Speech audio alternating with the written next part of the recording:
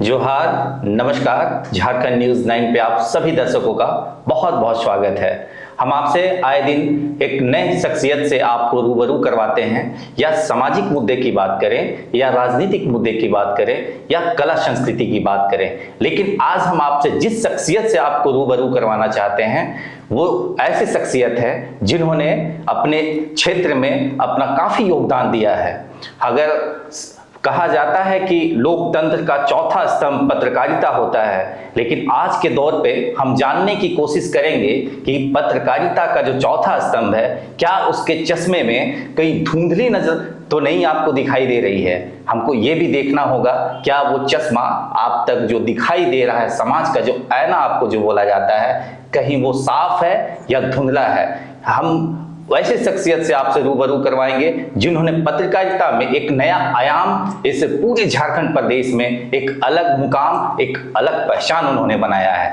चलिए, दुनिया गोल है, क्योंकि मैं आपको एक बार फिर से बताना चाहूंगा कि वो ऐसे शख्सियत हैं। एक वो ऐसा दौर था जब मैं कॉलेज में छात्र आंदोलन कर रहा था, तो वो हमारा इंटरव्यू लेने आए थे। आज वो दौर है कि उनका इंटरव्यू हम लेने आए हैं, क्योंकि ये दुनिया गोल है। और इसी गोल दुनिया में हम राजनीति, सामाजिक और पत्रकारिता का भूगोल समझना चाहते हैं। हमारे बीच मौजूद हैं सुरेंद्र लाल सोरेन सर, आपका बहुत बहुत स्वागत है। धन्यवाद आदित्य। आपकी एक बात मुझे बड़ी अच्छी लगी कि जब आप आंदोलन करते थे या छात्र जीवन में थे, उस दरमियान से हम लोग एक दूसरे को जानते हैं और उस वक्त हम लोग आपकी इंटरव्यू लिया करते थे। तो दुनिया गोल है और हम जब घूमकर एक जगह यहाँ बैठे हुए हैं इस कमरे में, स्टूडियो में, तो अच्छा लग रहा है कि आप मेरा इंटरव्यू कर रहे हैं। तो एक लंबा दौर बीत गया।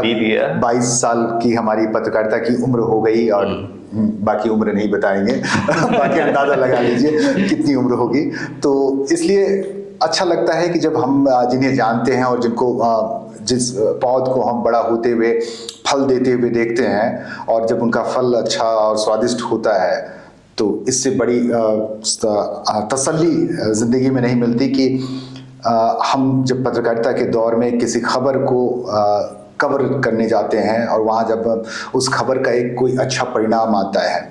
मुझे याद है कि एक स्टूडेंट थे, उन्होंने यूपीएससी क्वालिफाई किया, और जब उन्होंने यूपीएससी क्वालिफाई किया तो मैं उनके घर पे गया था और उनका पहला इंटरव्यू किया था। महेंद्र सिंह धोनी का जब सिलेक्शन हुआ था अंडर 18 वाले टीम में, इंडिया के टीम में वो सेलेक्ट किए गए थे, तो उस वक्त मैं गया था उनके घर पे। पहुंचने वाले 2 रिपोर्टर थे, मैं और एक और मेरा मित्र था प्रत्यूष। तो हम 2 लोग गए थे पहली बार। उस वक्त मैं ईटीवी में था और पहली बार उनके घर में इलेक्ट्रॉनिक मीडिया की टीम पहुंची थी। फिर इसके बाद तो नरेंद्र सिंह धोनी किस मुकाम तक पहुंच गए। तो इसलिए शुरुआती वक्त से जब किसी चीज़ को देखा जाता है और जब हम उनको और तरक्की और उरूज पर देखते हैं तो मन को खुशी होती है। सर, हम चाहेंगे कि हमारे दर्शक, तो आपको बहुत ऐसे दर्शक होंगे जो आपको जान भी रहे होंगे, पहचान रहे होंगे, लेकिन कुछ अनसुनी जो कहानियां जो हम छू नहीं पाते हैं किसी व्यक्ति के पिछले अतीत के बारे में, और उनके वर्तमान के बारे में तो हम जानते हैं, लेकिन उनके अतीत के बारे में हम थोड़ा सा खंगालने की कोशिश करेंगे कि आज जिस पत्रकार को आप देख रहे हैं, इस पत्रकार से पहले सुरेंद्र लाल सोरेन का बचपन कैसा था? आम लोगों के बचपन की कहानियों की तरह ही मेरा भी बचपन वैसा ही बीता। पढ़ाई के दौर में पढ़ाई को लेकर बहुत गंभीर नहीं रहे, और मेरे फादर पुलिस डिपार्टमेंट में सिपाही के पद पर थे। चूँकि उस ज़माने में जब बाबूजी लोगों को जब नौकरी मिली थी तो उस वक्त मात्र 6ठी 7वीं तक पढ़ाई की थी मेरे पिताजी ने, तो इसलिए उनको बहुत प्रमोशन या तरक्की नहीं मिल पाई कि वो बड़े पद तक पहुँचे। साधारण मामूली सिपाही के रूप में ही, अब वो रिटायर भी हुए, अब इस दुनिया में नहीं है। पिछले साल वो गुजर गए। लेकिन मेरे पिता की एक बात मुझे बड़ी अच्छी लगती है कि वो जो आम पढ़ाई की किताबें होती है उससे अलग वो बाकी रिसोर्सेज आपके लर्निंग के लिए वो प्रोवाइड कराते थे। मेरा ख्याल है कि मेरे पुलिस लाइन में सिंगल घर था, मतलब सिंगल फैमिली थी। जो अखबार आता था, मेरे पिताजी अखबार की दुकान से अखबार लाते थे और साथ में नंदन, चंपक, कॉमिक्स की किताबें लेते थे। हाँ, उस समय सोशल मीडिया का जमाना नहीं था, कॉमिक्स उस समय काफी, टेलीविजन का दौर तक नहीं शुरू हुआ था उस वक्त तक। तो जब पहली बार टेलीविजन घर में खरीदने की बात आई तो उस वक्त पूरे मोहल्ले में एक भी टेलीविजन नहीं था। अच्छा।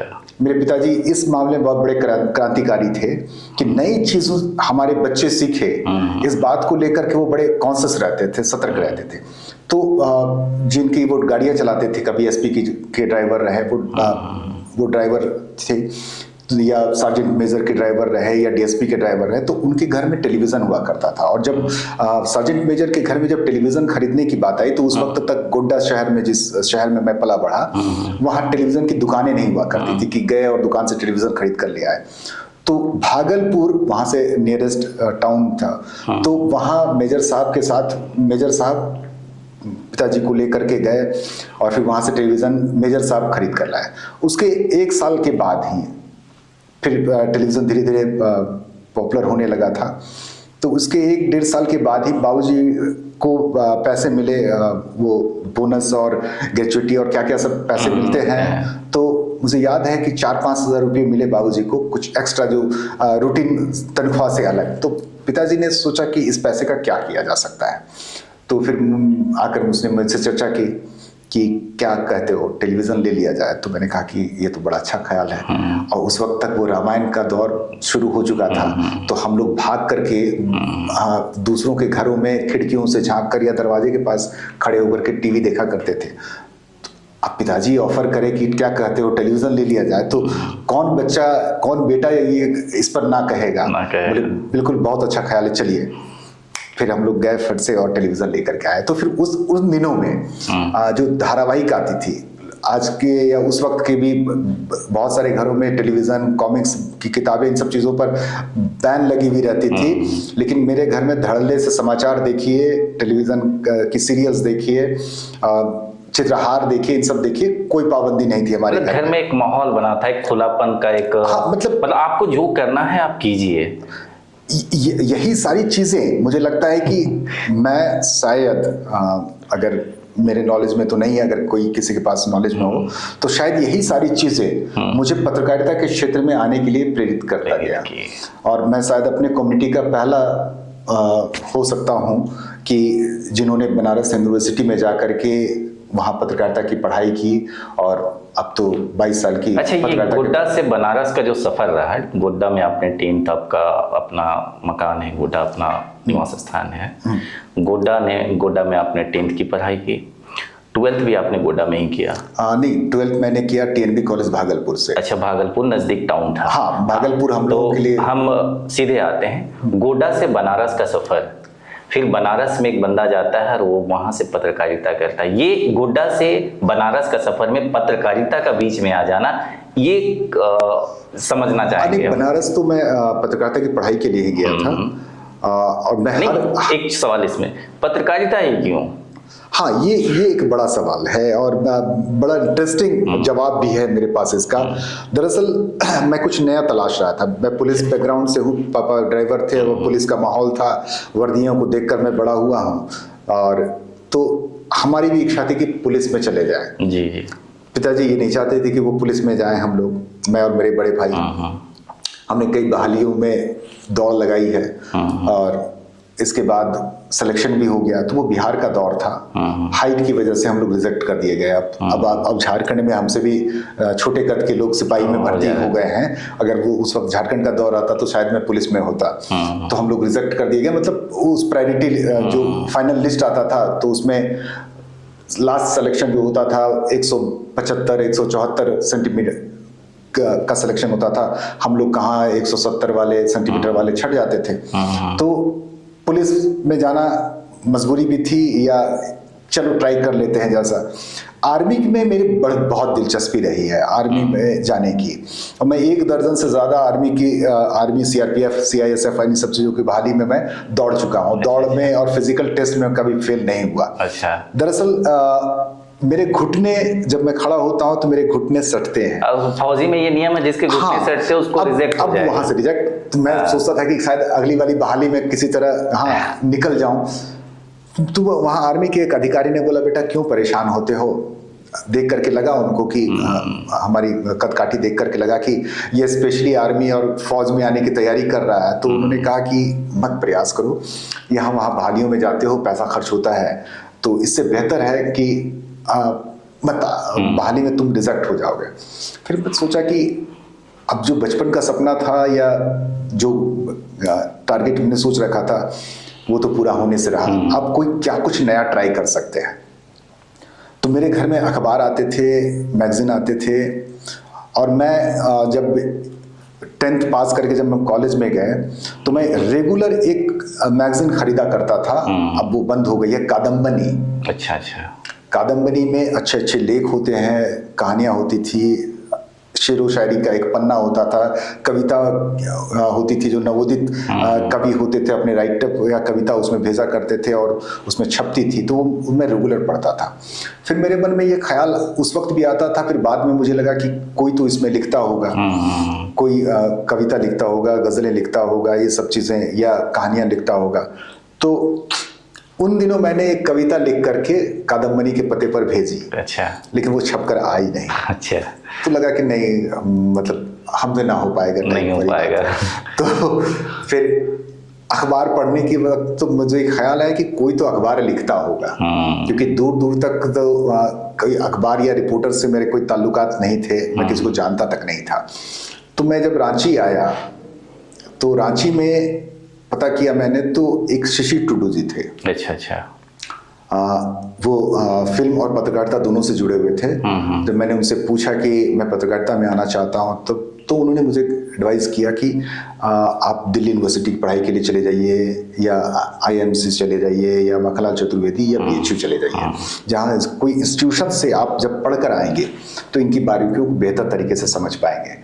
तो उन दिनों मैंने एंट्रेंस का एग्ज़ाम दिया, संयोग से सारे एंट्रेंस एग्ज़ाम मैंने कंप्लीट किए, लेकिन BHU का कैंपस मुझे खींच रहा था। जैसा BHU के बारे में मैं पिछले 2-3 साल पहले मैं गया था BHU एग्जाम देने, उसका कैंपस बहुत सुंदर है। वही कह रहा हूं, बहुत सुंदर कैंपस। और चूंकि गोड्डा जैसे छोटे से जगह से दिल्ली यूनिवर्सिटी में पढ़ाई के लिए जाना, मुझे लग रहा था कि पता नहीं मैं यहाँ गाड़ियों के नीचे दबकर मर जाऊंगा। हाँ, उस समय का दौर, मतलब एक छोटे से जगह से जाकर के सीधे दिल्ली में उतर जाना, वहां तो बसें जिस तरह से दौड़ रही थी, मुझे लग रहा था कि मैं तो रोड पार करने में मुझे 2 दिन लग जाएंगे। सही बात। तो वो माहौल मुझे, और ठीक उससे उलट बनारस की जो शांत सड़कें और गलियां थी उस वक्त, जिस वक्त 2000 की मैं बात कर रहा हूँ, 99-2000 की बात कर रहा हूँ, उस वक्त बनारस की सड़कों पे गाड़ियां उतनी नहीं दौड़ती थी, तंग गलियां थी, तो उसमें रिक्शे चलते थे, या लोग पैदल साइकिलों में चलते थे, या मैक्सिमम बाइक में चलते थे, इस तरह की। तो और फिर कैंपस से के अंदर इन करने के बाद जो सुकून मिलता था, और मालवीय जी की मूर्ति देख करके जो प्रेरणा मिलती थी, तो मैंने सोचा कि ना, अब दिल्ली ना जाऊंगा, बनारस ही ठीक है। तो फिर बनारस में रहा, और फिर बनारस में रहने के बाद हर तरह की चीज़ें मैंने वहाँ महसूस की, किताबों के जरिए भी, और हवाओं में से भी कुछ सीखा, इस तरह से माहौल से भी मैंने बहुत कुछ सीखा। तो बनारस मुझे लगता है कि हर स्टूडेंट को अगर पढ़ने के लिए वहाँ मौका ना मिले तो कम से कम जाके 2-4 दिन जरूर घूमना चाहिए। चलिए, बनारस हम पहुंच चुके हैं। अब बनारस से जब पत्रकारिता आपकी जब खत्म हुई, उसके बाद पहला मतलब प्रिंट मीडिया, इलेक्ट्रॉनिक मीडिया, किस मीडिया में आपने पहले मतलब अपना हमारे बैच के 2 कैंपस सिलेक्शन हुए थे जी। एक ABP स्टार, जो उस वक्त स्टार न्यूज थे, रविनाराज कोहली उस वक्त उसकी CEO थी, वो आई थी वहाँ कैंपस सिलेक्शन के वक्त आई थी। तो उस वक्त हमारा कोर्स कंप्लीट नहीं हुआ था, तो ABP मतलब स्टार न्यूज़ के लिए भी मेरा सिलेक्शन हुआ था, और ETV के लिए भी मेरा सिलेक्शन हुआ था। ETV के जो परीक्षा का दौर, मतलब रिटन एग्जाम, फिर इंटरव्यू, फिर वॉइस टेस्ट, ये सब की तमाम चीज़ें पास करने के बाद हमारे बैच से, हमारे और बैच से उस वक्त उस साल सिर्फ 5 लोगों का सिलेक्शन हुआ था। और डायरेक्ट जब जॉब ऑफर आया, तो अब स्टार न्यूज़ का ऑफर का वेट का पता नहीं, मुझे लगा कि आएगा भी या नहीं आएगा। ईटीवी मैंने जाकर ज्वाइन कर ली और हैदराबाद में रामोजी फिल्म सिटी में अच्छा, मैं वहाँ 1 साल कॉपी एडिटर मैंने काम किया। तो वहीं मैंने कौन सा साल था वो जब ईटीवी आपने ज्वाइन किया? 2001 का। 2001 मतलब 2001 से 2 तक। अच्छा अच्छा अच्छा। जुलाई 2002 में मैं रांची आया था बतौर ईटीवी के रिपोर्टर। अच्छा। उससे पहले अक्टूबर से लेकर के जुलाई तक मैं रामोजी फिल्म सिटी में मैंने काम किया और वहीं पे मैंने मतलब टेलीविजन और इलेक्ट्रॉनिक मीडिया की सारी बारीकियां मैंने वहीं से सीखी रामोजी फिल्म सिटी से। उसे वहां मैं कह सकता हूं कि नौकरी कम और लर्निंग ज्यादा रहा मेरे लिए। तो रामोजी फिल्म सिटी भी पहुंच गए आप, ईटीवी भी ज्वाइन कर लिया आपने और 2000 में ही झारखंड भी अलग हुआ। आज 24 साल हो गए। मुझे लगता है आपकी पत्रकारिता के भी कम से कम 22 साल तो हो ही गए होंगे, 22 या 23 साल। 23 साल आपकी पत्रकारिता, अगर इंटर्नशिप वगैरह को काउंट कर ले तो। इन 23 सालों में पत्रकारिता को आप किस तरीके से, अगर आपसे पूछा जाए कि पत्रकारिता को परिभाषित करो, तो 23 सालों का अनुभव आप कैसे परिभाषित करोगे कि पत्रकारिता? देखिए, सच पूछिए तो मेरा जजमेंट इस मामले में थोड़ा लोगों के लिए कंफ्यूजिंग हो सकता है। जो सोचकर, जो देखकर हम इस फील्ड में आए थे, अब वो दुनिया नहीं रही। जब रांची में हम थे और साइकिल से जब कॉलेज जाते थे और जब कॉलेज से लौटते थे तो ठीक वही 1:30-2 बजे के आसपास हल्की बारिश होती थी। गर्मियों की बात कर रहा हूँ, बारिश के दिनों की बात नहीं कर रहा हूँ। गर्मी, सर्दी वगैरह वगैरह जो भी हो। और रात के आधी रात के बाद मतलब पूरे मार्च मई के महीने में भी सुबह आपको एक चादर ओढ़नी पड़ती थी। ऐसा मौसम हुआ करता था रांची का। अब अगर मैं रांची आऊं तो रांची में रहने को मैं प्रिफर नहीं करूंगा। जॉब की मजबूरी हो तो अलग बात है।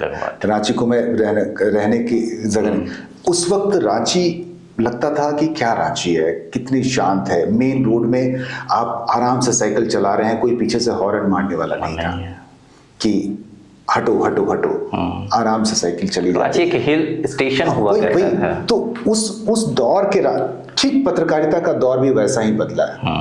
जब हम लोगों ने ईटीवी ज्वाइन की थी उस वक्त सिर्फ 5 मिनट की बुलेटिन निकलती थी। अच्छा।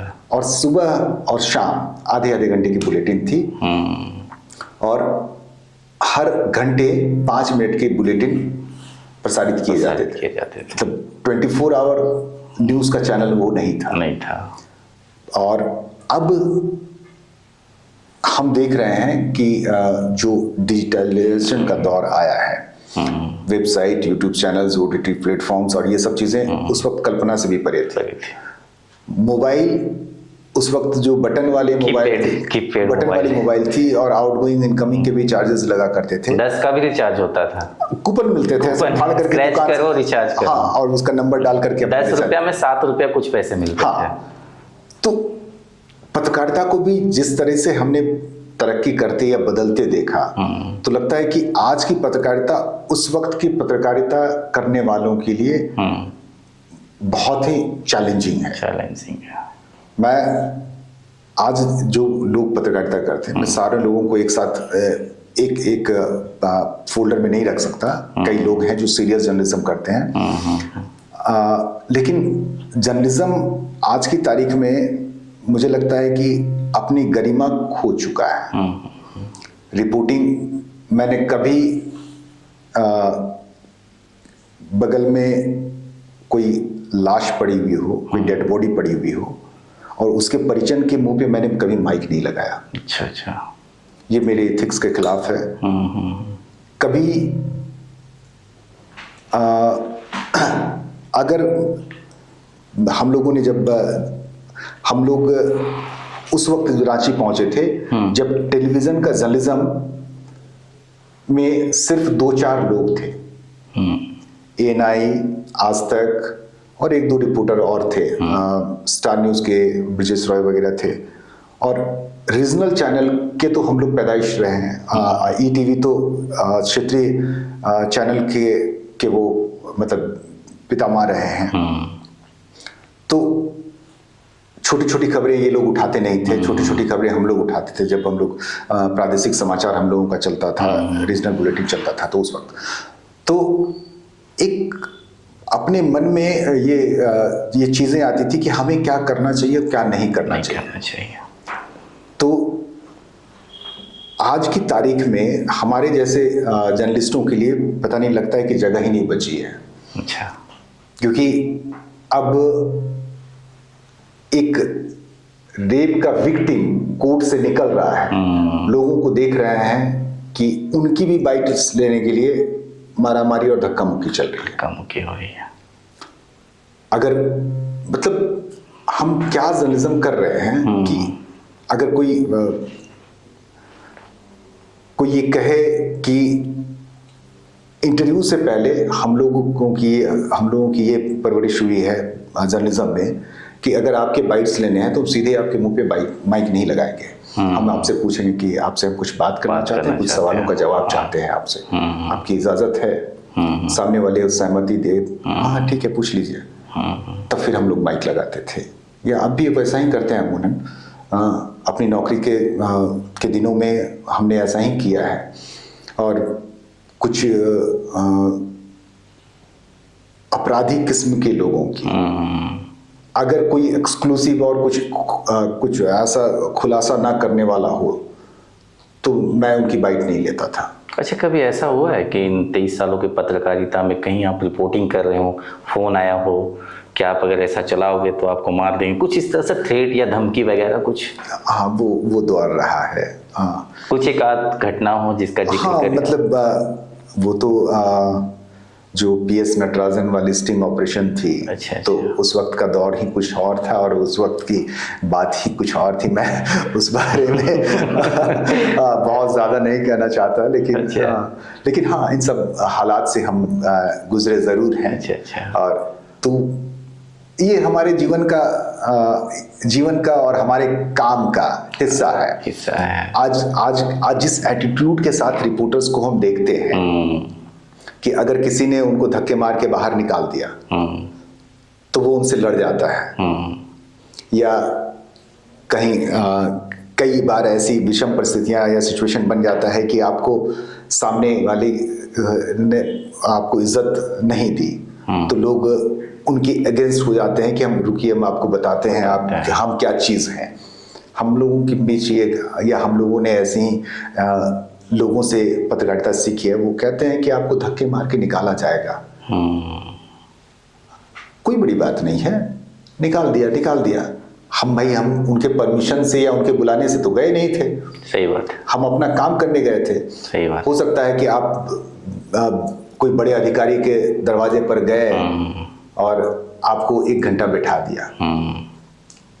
आप वेट करिए, आपको शांत रहना है, क्योंकि आप अपने काम से उनके पास गए हैं, वो अपने काम पर है, तो आपको इंतजार करने में क्या है। अगर नहीं इंतजार करना है वापस लौट जाइए।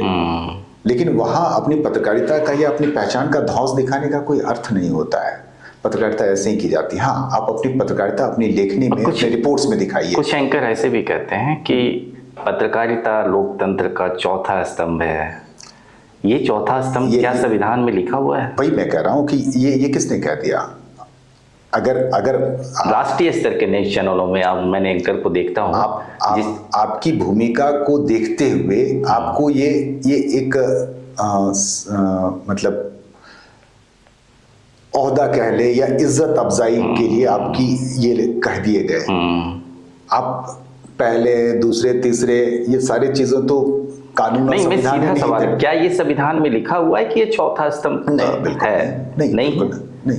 हाँ, बस मैं ये जानना चाह रहा हूँ। हाँ, ये कहीं डिफाइन नहीं है। राष्ट्रीय स्तर नेशनल न्यूज़ की अगर हम बात करें, आज तक रिपब्लिक भारत जैसे बड़े नेशनल टेलीविज़न इलेक्ट्रॉनिक मीडिया के जो एंकर होते हैं, पहले के एंकर दूरदर्शन में देखा करता था बचपन में, तो बड़ी सरलता से नीलम शर्मा आती थी, एक आंखों देखी एक स्पेशल आधे घंटा का प्रोग्राम होता था, उसमें जब मैं एंकर को देखता था और आज के जब मैं एंकर को देखता हूँ, जमीन आसमान का फर्क होता है।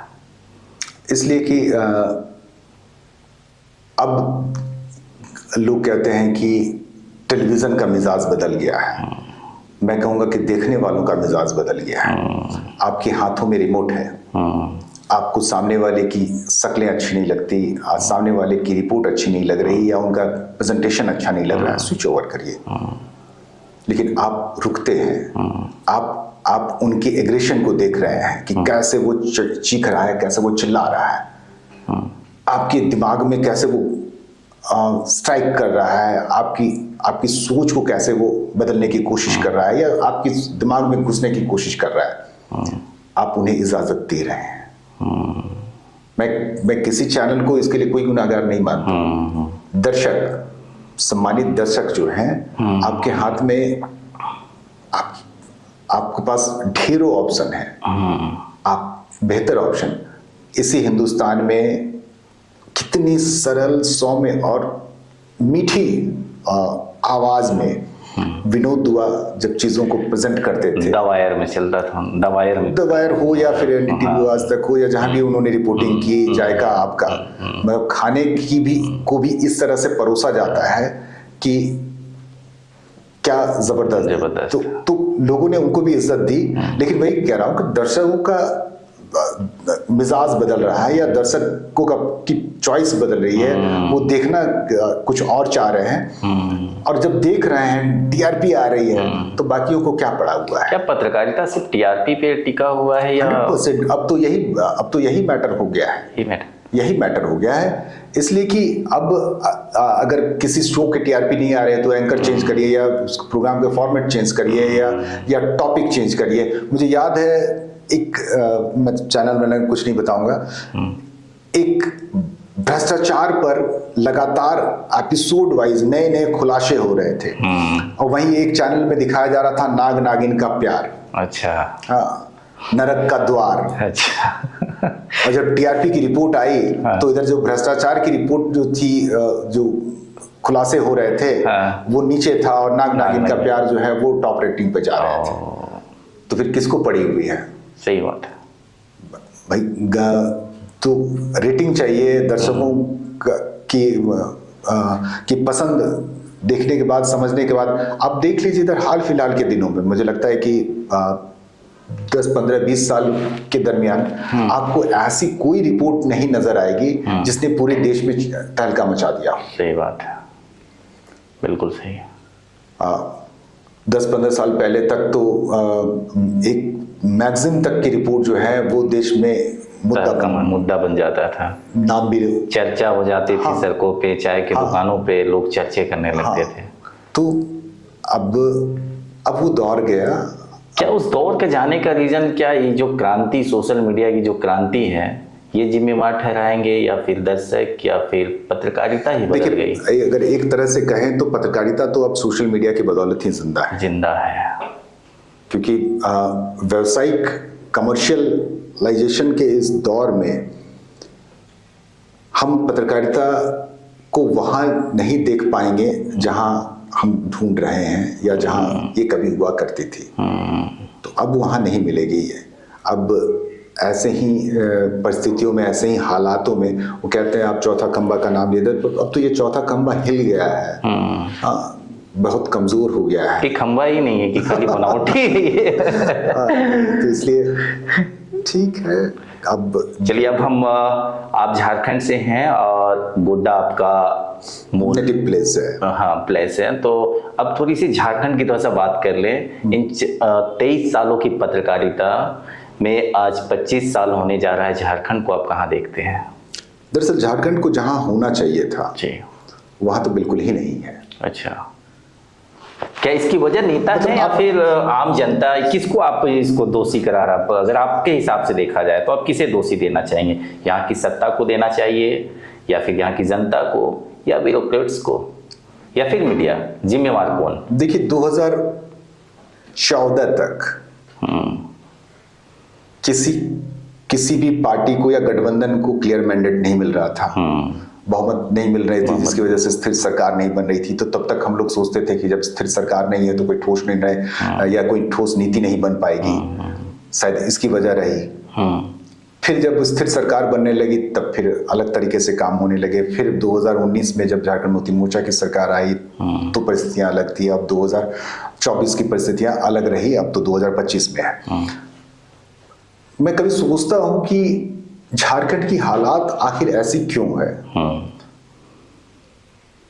तो कई राजनीतिक कारण इसके हो गए या हैं, लेकिन मूल इसमें यह है, मैं अपने ओपिनियन बता रहा हूं।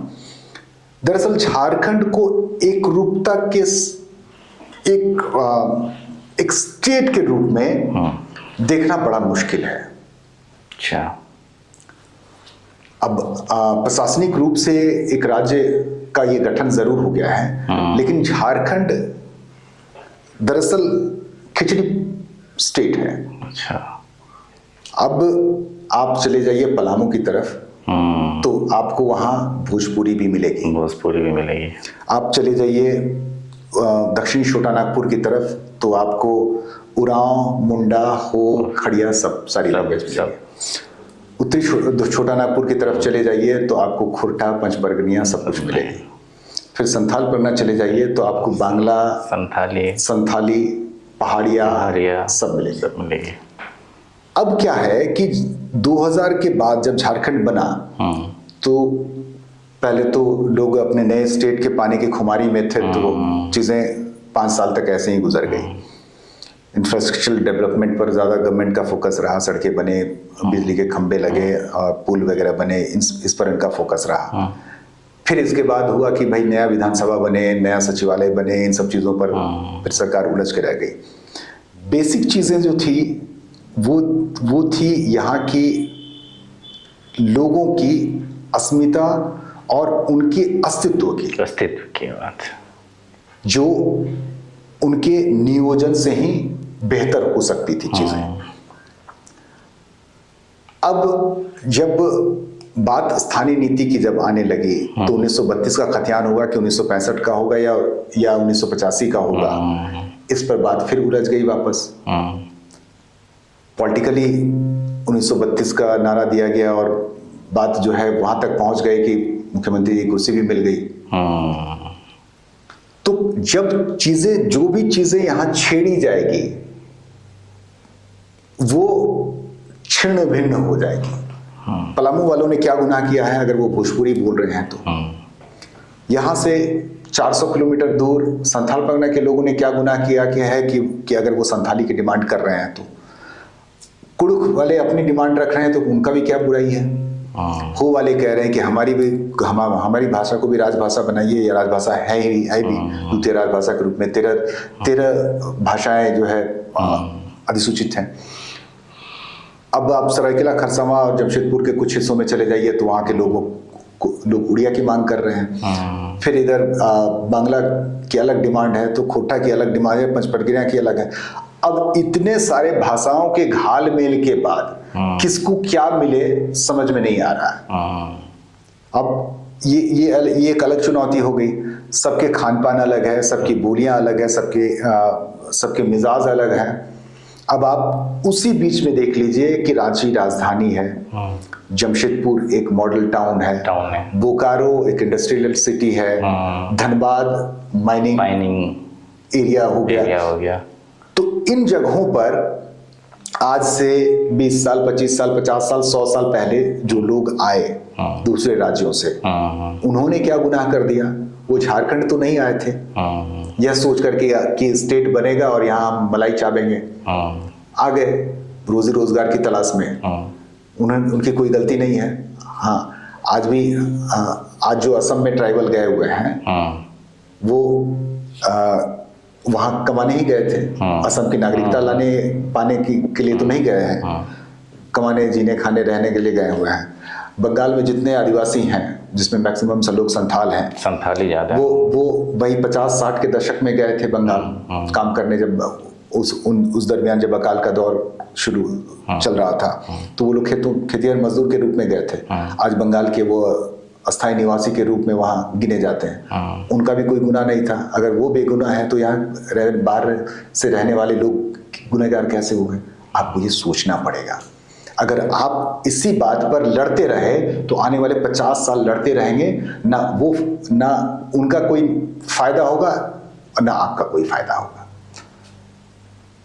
तो जमीन की जो लड़ाई होती है या मुकदमा जो चलता है वो साल 2 साल में नहीं, पुश्तों तक चलती है, और इसके बाद वो जमीन ऐसे ही पड़ी रह जाती है। वो जमीन ना आपके काम आती है ना वो मेरे काम आती है, दोनों लड़ते रह जाते हैं और पुश्तों तक उसके मुकदमे चलते हैं और वकील फीस लेता रहता है और जजमेंट नहीं। तो हालात यहाँ कुछ ऐसी ही हो गई है झारखंड की, यहाँ की चीजें इतनी कॉम्प्लिकेटेड हो गई है कि राजनीतिक तौर पर आप उन मुद्दों को उछाल कर उसका फायदा ले सकते हैं, लेकिन जिन लोगों के लिए वो मुद्दे हैं उन्हें फायदा नहीं मिलता है।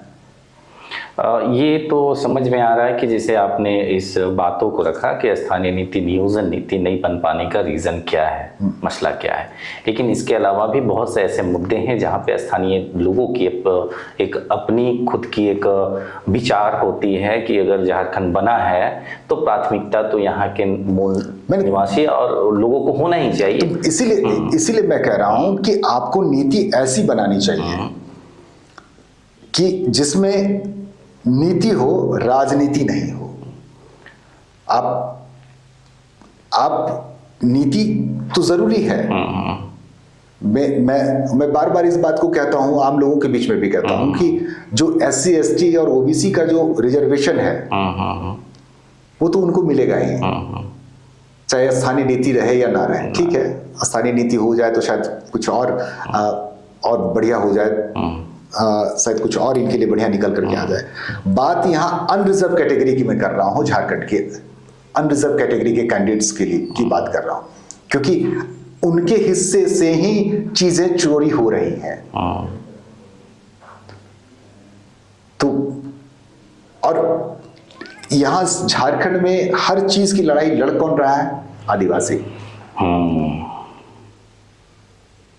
और सिर्फ लड़ रहा है, हासिल कुछ नहीं हो रही है।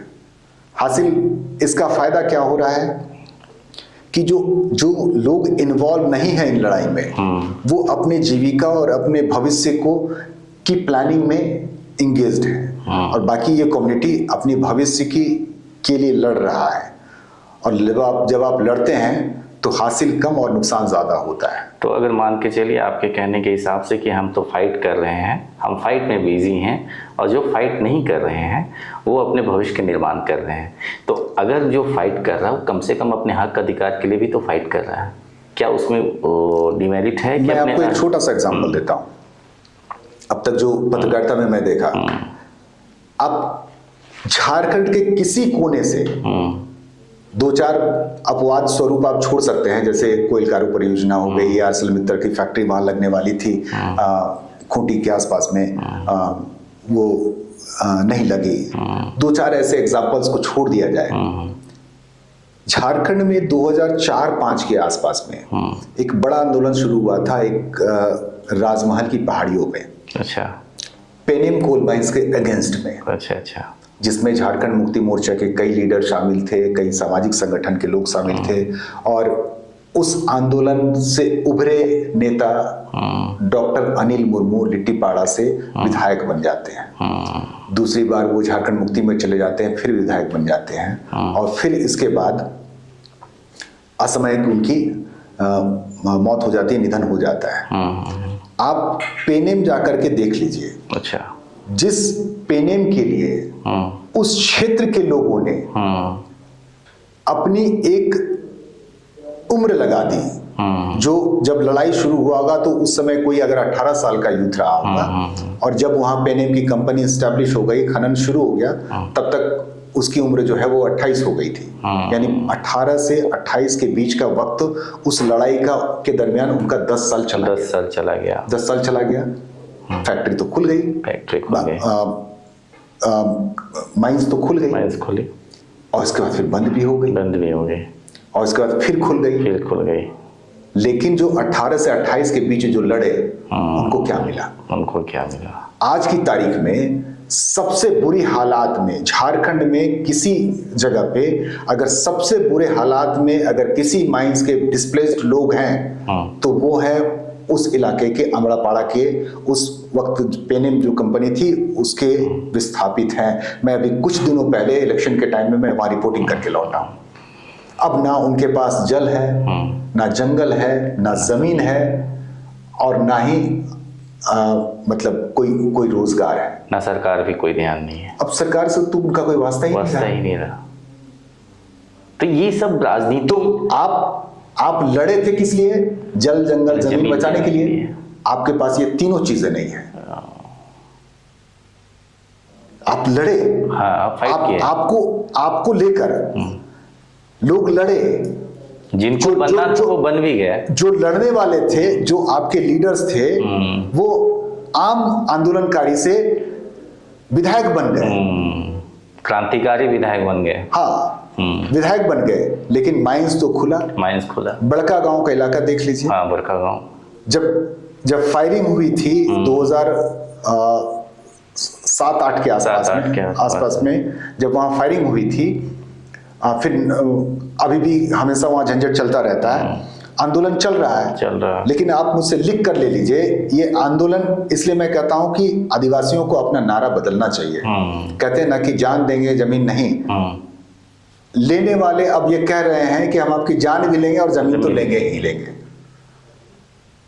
तो अब आपको चाहिए कि आप अपनी जान कैसे बचाएंगे, इसका रास्ता तलाशिए। पिछले 24 सालों में झारखंड में ये स्थिति हो गई कि अब लोगों को अपनी जान बचाने की नौबत आ चुकी है, मतलब आपके कहने अनुसार। हाँ, आप झारखंड का किसी भी इलाके में जाकर के देख लीजिए, संथाल परगना के उस राजमहल की पहाड़ी के इलाके में जाकर के देख लीजिए। आपको याद होगा, मुझे लगता है 16 या 17 में रघुवर सरकार थी, रघुवर दास की सरकार। हाँ, 14 से 19 तक वो सता 16-17 में एक आंदोलन चला, पत्थलगड़ी आंदोलन। और मुझे लगता है कि मैं उन क्षेत्रों का 12-13 में मैं जब गया था उस क्षेत्र में, आंदोलन से पहले बहुत छोटा था उस समय, इंटर ग्रेजुएशन था, ऐसे ही गया था। तो उस क्षेत्रों में कोई पुलिस छावनी तक नहीं थी, लोग शांत थे, सब कुछ अच्छा था। आंदोलन के बाद अब जाके देखिए, वैसे जगह पुलिस छावनी बैठ गई है जहाँ पे लोग लकड़ी लाने जाते थे, आज उस जंगल से वो सूखी लकड़ी भी नहीं लेके आ पाते हैं। कई लोगों का कहना है, मैं नहीं कहता, कई लोगों को कहना है कि अगर वो पत्थलगड़ी आंदोलन को सही रूप दिया जाता और सही तरीके से चलता तो आज पुलिस छावनी नहीं होती। कुछ लोगों का आरोप ये भी है कि ये सोची समझी रणनीति थी सरकार को अपनी छावनी बिछाने के लिए। तो मैं नाम नहीं लूंगा। हाँ, मैं समझ रहा हूँ। गिरिडीह के पास, पीटाण के पास एक पुलिस पिकेट बनी है सीआरपीएफ की उसी तरह कैंप वहां लगे। तो इसके पीछे जो लोग कहते हैं, मैं किसी पर आरोप नहीं लगाता, लोग कहते हैं कि सरकार की इसमें एक बहुत बड़ी भूमिका होती है कि पहले नक्सलवाद पैदा करो, फिर पुलिस बिठाओ और नक्सलवाद और पुलिस के बीच में लोग आम ग्रामीण पिस जाते हैं। आज ईस्टर्न कोलफील्ड लिमिटेड का ललमटिया के पास जो तालझारी गांव है, उस गांव के लोग जब आंदोलन कर रहे थे तो उस वक्त मैं गया था, तकरीबन 2-2.5 साल हो गए, और अभी 2-4 महीने पहले भी मैं गया था। लोग आंदोलन कर रहे थे, उसके नेता भागे फिर रहे थे, कुछ लोग मुकदमे में डाल दिए गए, जेल चले गए। और इसके बाद जब आंदोलन चल रहा था तो उस वक्त मैं उस गांव के लोगों के घर तक गया था, बैठ करके उनके आंगन में, उनके चबूतरे पर बैठ करके मैंने लोगों से बात की थी। अभी इलेक्शन के वक्त में, 2024 के इलेक्शन के वक्त में, मैं उधर से ही गुजर के साहिबगंज गया था, बरहेट। बड़ी मुख्यमंत्री जी वहां से चुनाव जीते हैं और चुनाव लड़ते हैं, तो वो जाने का रास्ता वही है। मैं गोड्डा से निकल करके वहां जा रहा था, तो मैंने पूछा कि वो गांव कहाँ गया। अच्छा। उस गांव की जगह अब खाई है, वो गांव खत्म हो खत्म गया। हो गया। तो कहीं इसलिए मैं कह रहा हूं कि आदिवासियों को सतर्क हो जाना चाहिए। सतर्क होना चाहिए, बिल्कुल। इसलिए कि आपकी जंगल, आपकी जमीन तो वो लेंगे, आज नहीं तो कल। इसका जीता जाता उदाहरण आप हसदेव जंगल को देख लीजिए, कहीं का भी उठा के देख लीजिए। नहीं अगर तत्काल की बात की जाए तो हसदेव से बड़ा उदाहरण अभी कुछ हो ही नहीं सकता। हाँ, क्योंकि बगल में छत्तीसगढ़ है ना। हाँ, तो वो तो जीता जाता उदाहरण है। तो सरकार किसी की भी आए, किसी के भी आए, चाहे वो बीजेपी की सरकार आ जाए, वो कांग्रेस की सरकार आ जाए, झारखंड मुक्ति मोर्चा की सरकार आ जाए, किसी की भी सरकार आ जाए, जमीन तो वो लेंगे और जंगल तो वो कटेंगे, खत्म होंगे। आप कैसे बचेंगे इसके बारे में सोचिए। क्या यूं मान ले कि इसलिए मैंने एक कॉर्पोरेट घराने को मैंने ये सलाह भी दी थी। अच्छा। कि आपको आदिवासी हंसते हंसते जमीन दे देंगे, मेरा दावा है। आपको बस 10 साल डेडिकेटेड होकर काम करना चाहिए। आप आदिवासी बच्चों को पढ़ाइए। आज जो पहली क्लास में दाखिल होगा उनको 10वीं तक इतना बढ़िया एजुकेशन दीजिए कि 10वीं के बाद उसे दुनिया में अपने लिए कोई विकल्प दिखाई देने लगे। मेरे भी बाप का जमीन है, मैं उस जमीन में आज तक खेती करने नहीं गया, तो मेरे लिए वो जमीन अब सिर्फ मेरी पहचान भर है। मैं उससे कोई प्रोडक्टिविटी वो जमीन मुझे नहीं दे रही है, मैं उससे कुछ रिटर्न नहीं ले रहा हूं। अगर कल को मुझे वो जमीन अच्छी कीमत दे तो उसमें नुकसान क्या है? और मैं तो ये भी बता दूं, हाँ मतलब बिल्कुल निजी चीजें आपसे शेयर कर रहा हूं कि अब मैं चूंकि वहां खेती करने नहीं जा रहा, मेरे भैया जो हैं वो कलकत्ता में रहते हैं, वो सेंट्रल गवर्नमेंट के एम्प्लॉई हैं। वो कहते हैं कि हाँ कि अब तो मैं वापस जाऊंगा नहीं। कलकत्ता में वो उन्होंने घर बना लिया, फ्लैट ले लिया। अब कह रहे क्या यहाँ जितनी अच्छी बुढ़ापा मेरी कटेगी, कहाँ अब गाँव में जाके कटेगी। दवा, बिजली और ये सारी चीज़ें जो फैसिलिटी है वो सारी चीज़ें अवेलेबल हैं। तो वो ज़मीन अब मेरे लिए सिवाय मेरी भावनाओं से जुड़े या मेरी पहचान और मेरी अस्मिता से जुड़े से ज़्यादा वो ज़मीन मेरे लिए कोई महत्व नहीं रखता है। अगर ये आदिवासी को ये बात पता, आदिवासी ज़मीन से क्यों जुड़े हुए हैं? क्योंकि ज़मीन ही उसके लिए जीविका का सबसे बड़ा स्रोत है। क्योंकि उन्हें खेती के अलावा कुछ नहीं आता।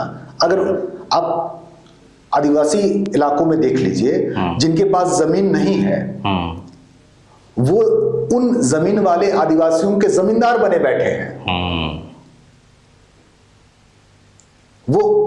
वो आदिवासियों के प्रोडक्ट्स खरीद रहे हैं, बिल्कुल, और दुनिया की बाकी प्रोडक्ट्स उन्हें बेच रहे हैं। वो व्यापारी की भूमिका में व्यापार तो उनके पास जमीन नहीं है। बस उनके पास जमीन कितनी है? बस जितनी रहने भर की जरूरत। लेकिन वो आपसे ज्यादा कमा रहा है, आपसे ज्यादा खुशहाल है। अगर जमीन ही अगर खुशहाली की वजह होती तो वो आदिवासी जिनके पास एकड़ की जमीन है वो ज्यादा संपन्न रहता या वो ज्यादा खुशहाल रहता बनिस्बत इसके व्यापारी के। तो ऐसा नहीं है कि अगर आपके पास बहुत जमीन है तो आप मालामाल हो जाएंगे। आपको जीने का तरीका आना चाहिए। तो इसलिए मैंने उस मीटिंग में मैंने कहा था कि आप ट्राइबलों को एजुकेशन दीजिए, और जिस दिन ये कम्युनिटी एजुकेटेड हो जाएगी और इन्हें जीविका के दूसरे स्रोत दिखाई पड़ने लगेंगे, दूसरे विकल्प जब इनमें दिखाई पड़ने लगेंगे, तो ये आपकी जमीन की आवश्यकताओं को खुशी खुशी आपको दे देंगे।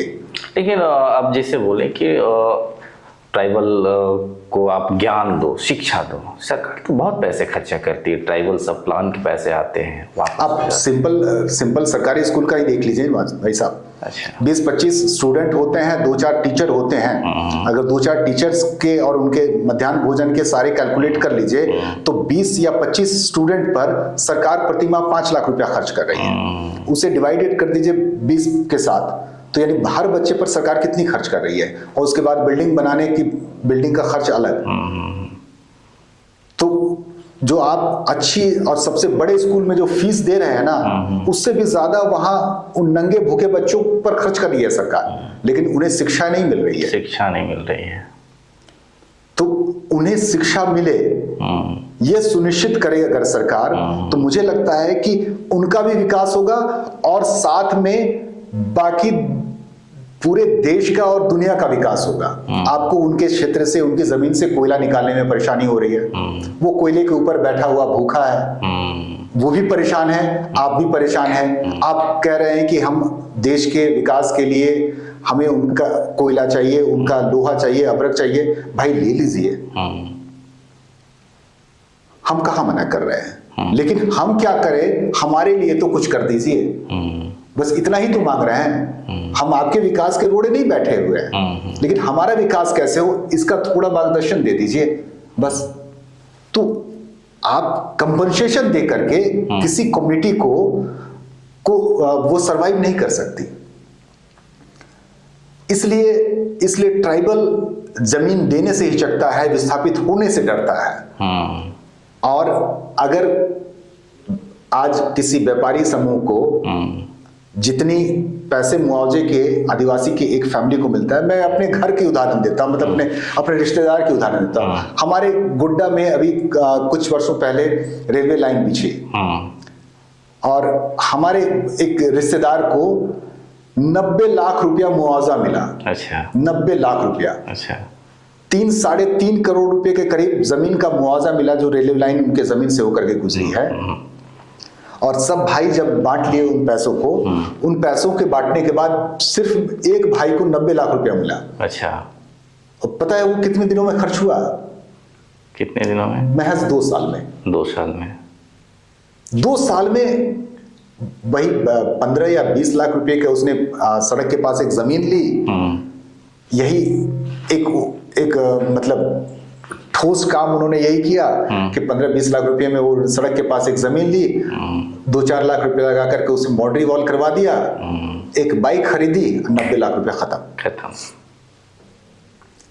मैं जान रहा हूं कि अब इस तरह की मुआवजे की अगर 90 लाख रुपया अगर किसी व्यापारी को मिल जाता तो तुमको 3 गुना, 4 गुना, 10 गुना भी बना, या फिर एक बड़ा कोई व्यापार शुरू कर सकता था। उन्हें एक पूंजी मिल गई थी। पूंजी स्टार्टअप के लिए कितना अच्छा उनको। हाँ, एक बढ़िया ढाबा खोल लेता है, बढ़िया दुकान खोल लेता है, या कुछ नहीं तो कम से कम उसे म्यूचुअल फंड में डाल देता है, कुछ भी करता, और फिर उस पैसे के रिटर्न से ही, उसके ब्याज ही खाता जाता। तो वो रिजल्ट आपको तो पता नहीं है ना, आप उनको बताएंगे, क्योंकि आपको उनसे मतलब नहीं है। आपको मतलब सिर्फ उनसे, उनकी जमीन से है, उनके रिसोर्सेस से है, उनके संसाधन से है। कोई भी संस्था, कोई भी सरकार किसी भी व्यक्ति के लिए इस रूप से समर्पित होकर के काम नहीं कर रहा है, मैं दावे से कह सकता हूं, चाहे कोई भी सरकार। हाँ।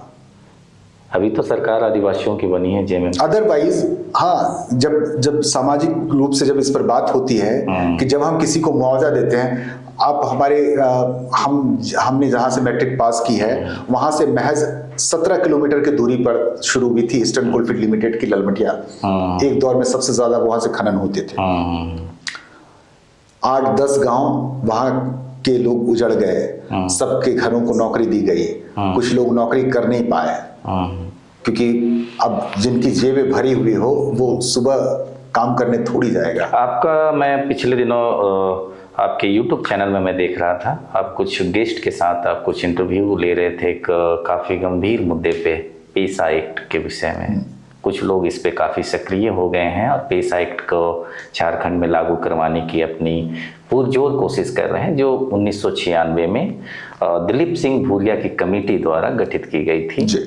तो क्या कारण है कि इन 24 सालों में झारखंड में जितने भी पेशा एक्ट के अंतर्गत आने वाले 10 जिले हैं, अभी तक उसमें पूर्ण रूप से पेशा एक्ट लागू नहीं हो पाया है।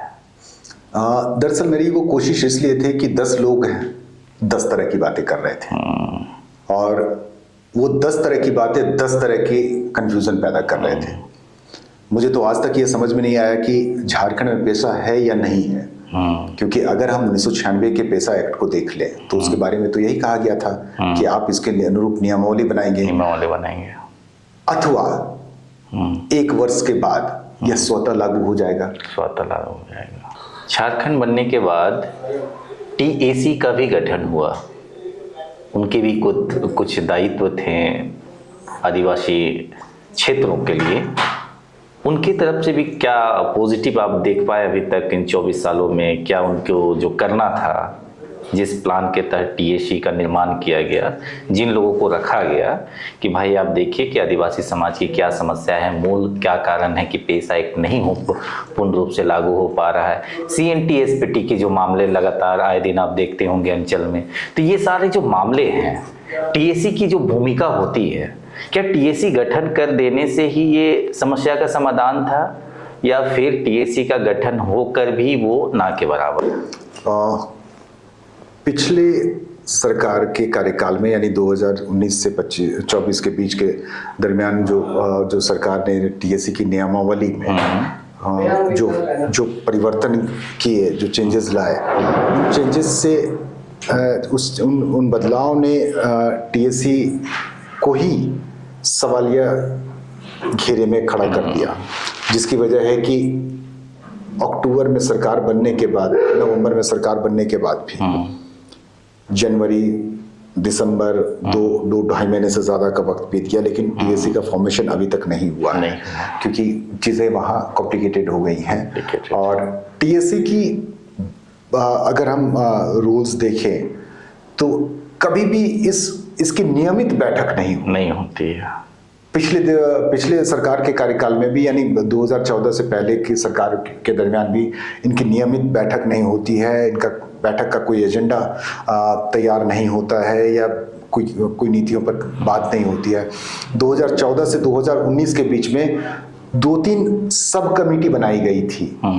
जब रघुवर दास मुख्यमंत्री थे तो 2-3 उन्होंने सब कमेटी बनाई थी। उनमें एक कमेटी, वो बहुत इम्पोर्टेंट भूमिका उस कमेटी की थी, यह अध्ययन करने के लिए कि झारखंड में आदिवासियों की आबादी या अनुपात क्यों घटता जा रहा है, इसकी स्टडी के लिए वो सब कमेटी बनी थी। अच्छा। उस कमेटी की रिपोर्ट्स भी आए। एक कमेटी इसके लिए भी बनी थी कि ये जो 10 जिले यानी जो अधिसूचित क्षेत्र हैं, अनुसूचित क्षेत्र हैं, उनके लिए नियुक्तियों में जिला रोस्टर को अगले 10 वर्षों तक के लिए आरक्षित कर दिया गया था, जो 12वीं कमेटी की रिकमेंडेशन के बाद सरकार ने उठाए थे। ये बहुत क्रांतिकारी कदम मैं मानता हूँ, जिसे 2019 में नई सरकार में आने के बाद उसे खारिज कर दिया। तो सरकार अपने एजेंडे पर काम करती है और अपने एजेंडे को ही सही मानती है। ये अलग बात है कि कुछ चीज़ें अब तक नहीं हुई, जैसे लैंड बैंक खारिज नहीं हुए, गैर मजरूआ ज़मीन का मामला जो है वो अब तक उसका निष्पादन या निराकरण नहीं हुआ है।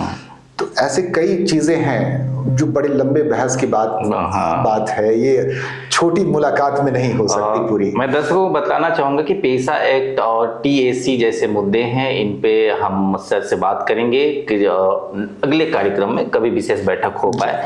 एक आखिरी सवाल आपसे, अगर कोई युवा आज के दौर में अपनी भविष्य तलाशता हो, या शिक्षा के क्षेत्र की बात करें या खेल की या दुनिया की किसी भी फील्ड के, या फिर आपके क्षेत्र पत्रकारिता की, तो आपके तरफ से उन युवाओं के लिए क्या संदेश आप देना चाहते हैं? देखिए, मैं तो विद्वान नहीं हूँ उस मामले में, लेकिन मैं जो चीज़ें देख रहा हूँ कि जो बेसिक डिग्री वाली जो पढ़ाई है वो अब आपके लिए अनुपयोगी हो चुका है। सिंपल इंटर, ग्रेजुएशन या एमए कर लेते हैं, तो इससे आपको कोई रोजगार मिल जाएगा या कोई नौकरी मिल जाएगी, इसकी उम्मीद अब बहुत कमजोर हो चुकी है। तो नए विषय और नए जो वैकल्पिक शिक्षा या रोजगार की जो चीजें आ रही हैं, उसकी तरफ फोकस करना ज्यादा जरूरी है और स्टूडेंट्स उन पर ज्यादा फोकस करें।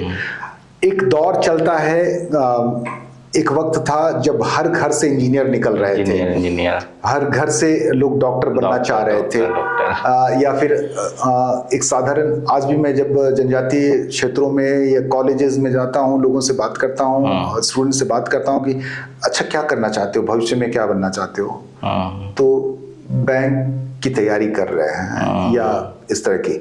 तो आपने ग्रेजुएशन तक की पढ़ाई का वक्त ले लिया, इसके बाद फिर आप 2-4 साल आप बैंक की तैयारी करेंगे या किसी जॉब की तैयारी करेंगे। कोई ऐसी पढ़ाई का क्षेत्र आप क्यों ना चुने जहां पढ़ाई खत्म करते ही आपके लिए रोजगार के, नौकरियों के अवसर तैयार मिले, विकल्प तैयार मिले।